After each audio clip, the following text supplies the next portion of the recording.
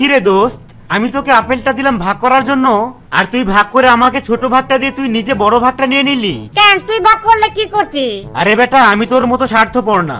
আমি ভাগ করলে আমি নিজেই ছোটটা নিয়ে তোকে বড়টা দিতাম। আরে বেটা, এলেই দিত, আমি বড়টা নিয়ে তোরে ছোটটা দিছি। জানো বলতো, গতকালকে আমার বয়ফ্রেন্ডের সাথে ব্রেকআপ হয়ে গিয়েছে। তাই নাকি? এটা তো খুবই খারাপ খবর। এই মুহূর্তে আমার কাছে মনে হচ্ছে পৃথিবীতে ব্রেকআপের চেয়ে বড় কোনো কষ্ট নেই। ও তাই না? আমাদের ছেলেদের মতো প্যান্টের চেইনে কখনো নুনু আটকালে বুঝতি মাইয়া, কষ্ট কারে কয়। দোস্ত জানিস, আসলে টাকা থাকলে সুন্দরী মেয়ের অভাব হয় না। হ্যাঁ রে দোস্ত, ঠিকই বলছস। টাকা থাকলে সুন্দরী মেয়ের অভাব হয় না, আর সুন্দরী মেয়ে থাকলে ফকির হইতে সময় লাগে না। দোস্ত জানিস, গতকালকে রাত্রে একটা ছিনতাইকারী এসে আমার চাকু দেখায় আমার সবকিছু লয়ে গেছে। কি বললি? সামান্য একটা চাকু দেখিয়ে তোর কাছ থেকে ছিনতাই করেছে?